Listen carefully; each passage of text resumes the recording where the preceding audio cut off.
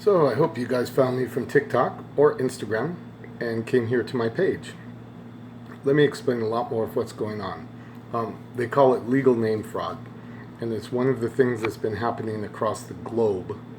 The England bankers and psychiatrists and psychologists have constructed this game where they can imprison the world. And I don't know if Trump's on one side or the other, but I think he's a good guy. As of right now, June 2nd, 2020. I hope history proves me right, but if not, at least you can get financial freedom because the contracts are all done in fraud and they can't enforce them. Now this is all free knowledge. Mary Croft wrote something called Spiritual Economics Now.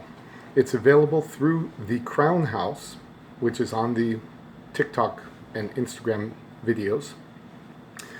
And a lot of people know how valuable this knowledge is, and they're actually putting links to it through their white pages, and then you have to go through them, hit PayPal, buy the book, and then go on to the Crown House. Fuck them. This knowledge is free.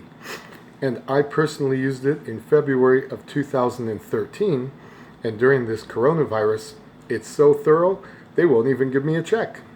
So they can't enforce their taxes against me. It's kind of 6 of one and half a dozen of the other now, but I find it extremely funny. So anyway, on page 8 of her book, free, called How I Clobbered Every Cash Confiscatory Agency Known to Man, available through the Crown House. If I'm getting a bit repetitive, that's because this is important information. Go Google it and read the book. This is what got me started on the Patriot path. And page 8, couple paragraphs down, it starts with, lo and behold, you just send the letters. I leapt from my chair. My prayer had indeed been answered. Ask and ye shall receive. Then she produced a series of letters. You have to send 3 of them, return receipt requested. Get them notarized by a notary public, and have a friend do a certificate of mailing saying that your friend mailed the letter and they are a disinterested third party. They would be your witness if you have to use this for bank foreclosures, save your house, IRS bills.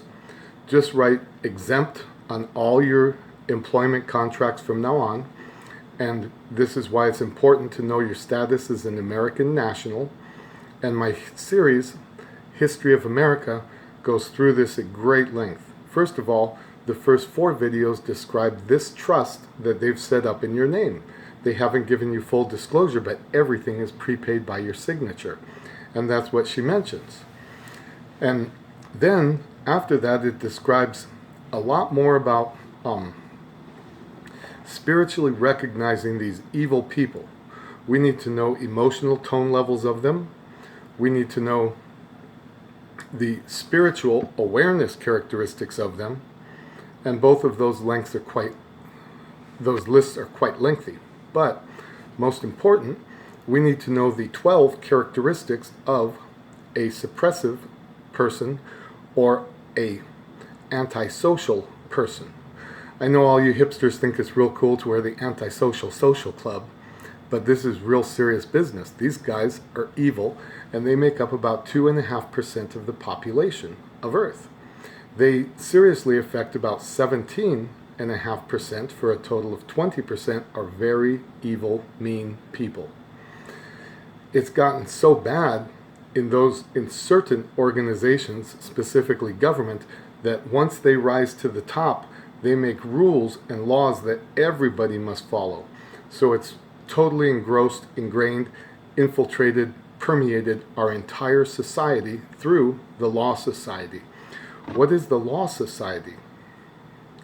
It means lawyers, cops, judges, bankers. What happens when a banker wants to know if something is right, if he can do it, if he can get away with it, if he's going to get in trouble? He goes straight to the lawyers. Then lawyers will ask judges judges will have cases in front of them and ask them for bribes, payoff, kickback, and payola. It's totally corrupt, but this thing does work. It stops it at the beginning level, and if you lose bring proof of everything you need. The 3 letters mailed with the certificates of mailing, and bring them to the local provost marshal. Bring them to the local archbishop and ask him if he understands his duty as a member of the war council to help protect the people. There is a distinct separation of church and state, and the priests are actually on our side as judges. Judges are smartasses and tricksters, so they mock us by wearing the priest's black robes. We're in the wrong venue. It's really that simple. And this will help us get back to the right venues and to get justice through the American system. It's not quite what we thought it was. And that's what the whole history of America is about. It walks you through step by step who these evil people are, how they set up these trusts, first of all, who they are, and then exactly what to do about it. As soon as the courts reopen, because unfortunately my church is still closed down, then I'm going to begin this process with them, and I'll be able to show you a nice check for $7.5 million. But until then, you can try this and see it will work.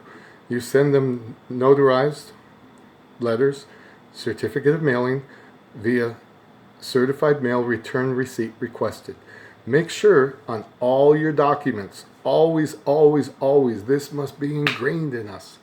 Right at the very bottom, before your signature, void where prohibited by law, and then sign it. That way, if anything I say is wrong, you're protected. It's void if it's prohibited by law. I come to you with clean hands and good faith, fair business practices and full disclosure. How do you know I'm telling you the truth?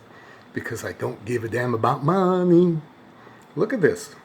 I offer you all this information that obviously took me years of research, and many others, years of research and discovery, and I'm giving you the knowledge free. I don't care about it. I know the money is fake, and that's what I want to teach you. So here are the things you ask. You can verify this on page 8 of the book. 1. Validation of the debt. The actual accounting. 2. Verification of their claim against me. A sworn affidavit or even just a signed invoice. And 3. A contract binding both parties. I was to write that I would be happy to pay any financial obligation I might lawfully owe, so long as I received these 3 documents. Really simple letter. Dear IRS, dear bank, I am happy to pay any debt I legally and lawfully owe, so long as you provide these 3 documents. Then, the banks can't validate the debt because they never sustained a loss. It was all done through these Sesticade trusts, and it's our money given to us by the government at birth. They're protecting us. It's really weird, this IRS thing. So much fun when you get to know the game. I swear to God, it's great. We're just tricked and lied to. Anyway, because I am not the all capital letter name, in accordance with it, Nevada Revised Statute 205.4611, I am actually the individual, the natural person, in accordance with Nevada Revised Statute 0.039. Google those. You'll be able to see both of them. NRS 205.4611 and 0.039. Now, because I've changed my status, I am an American national, as you can find in Title 8, Section 1101, subsection 21. A state citizen, just like all of our founding fathers.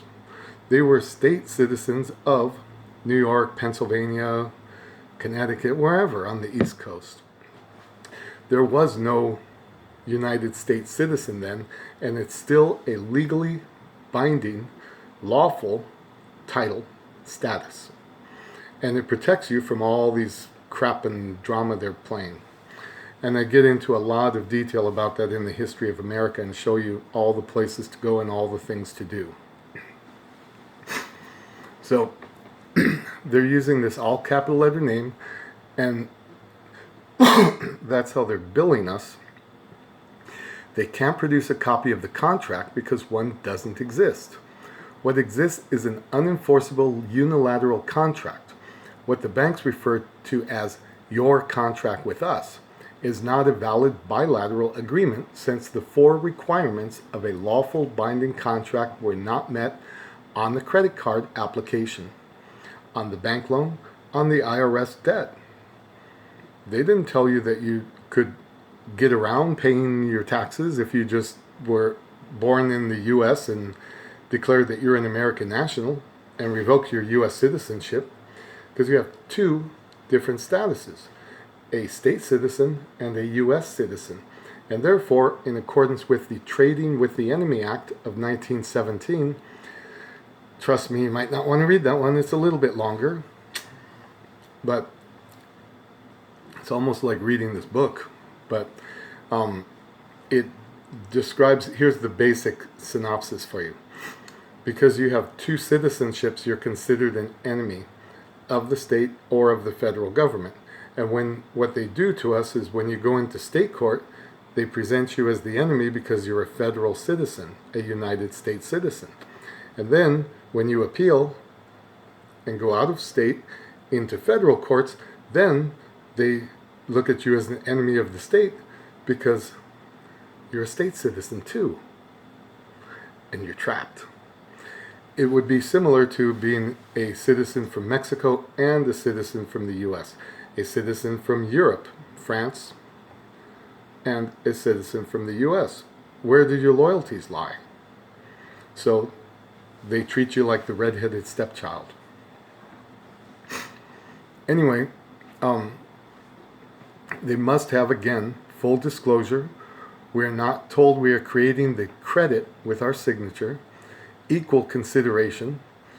The banks, IRS, credit card companies bring nothing to the table, since they have nothing to lose.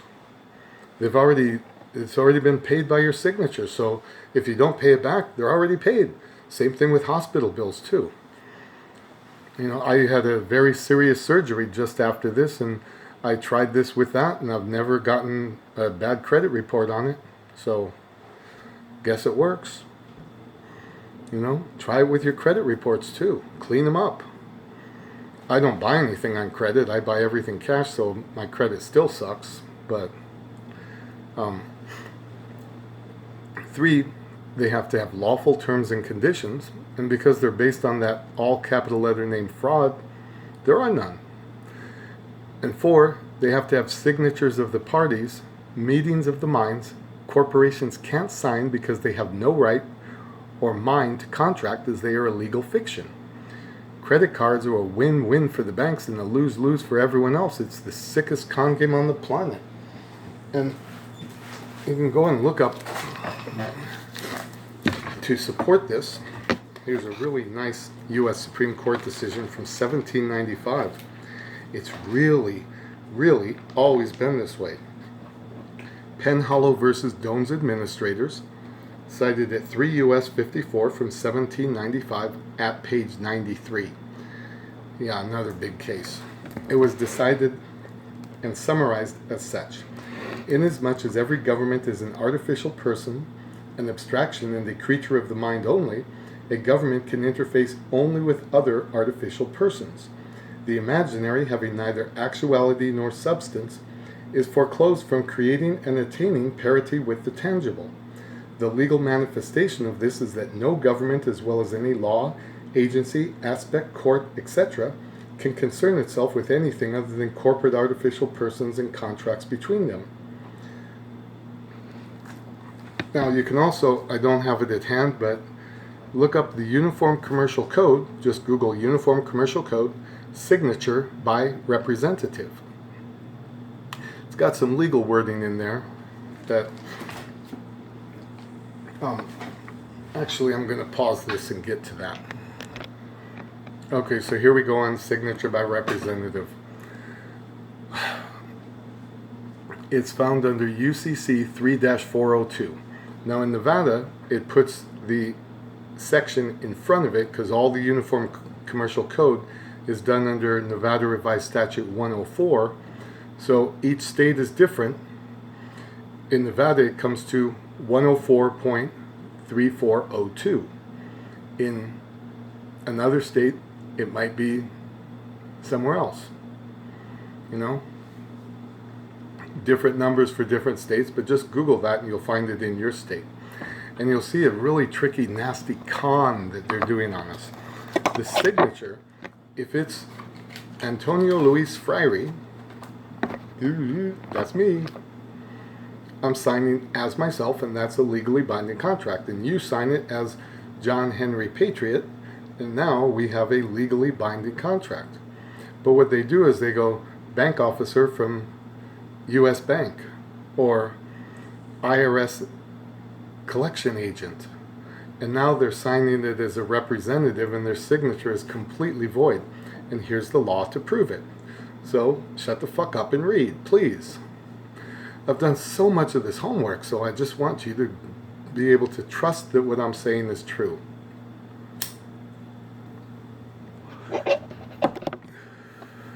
If a person acting or purporting to act as a representative signs an instrument by signing either the name of the represented person or the name of the signer, the represented person is bound by the signature to the exact same extent the represented person would be bound if the signature were on a simple contract. If I sign it, my name, I'm bound. If the represented person is so bound, the signature of the representative is the authorized signature of the represented person, and the represented person is liable on the instrument whether or not identified in the instrument. B. If the representative signs the name of the representative to an instrument and the signature is an authorized signature of the represented person under Division A of this section, the following rules apply. 1. If the form of the signature shows unambiguously that the signature is made on behalf of the represented person who is identified on the instrument, the representative is not liable on the instrument. Period. You could read more, but that proves they tricked you. I'm a bank representative. I'm a federal judge. I'm an IRS agent. Doesn't mean shit. And that's what's decided in Penhollow versus Doan's Administrators. The law is really fucking beautiful, man. You just gotta know it. It's fun as fuck. I beat cases like I'm Babe Ruth, man. And fuck that other dude on the steroids. You know, Henry Aaron, clean. But you took a lot more games. Babe Ruth's the man. Boom, boom, boom, boom. And I'm hitting them all out of the park because I go, there's nobody who signed this warrant. It's a representative. It's void. They have to do it right. They have to have an affidavit in support. And that's why the Fourth Amendment says, supported by oath or affirmation. When they really want you, they're going to do it right. When they just want to fuck with you, they're so sloppy, I can tear those apart every day of the week. Criminal case, civil cases, easy peasy, man. Watch and learn. It goes on to have a subsection 2 and subsection C, but that's all that's important for the purposes of this video. I hope you enjoy it. I please pray you trust me. Remember, before you sign anything, void where prohibited by law. That will always protect you.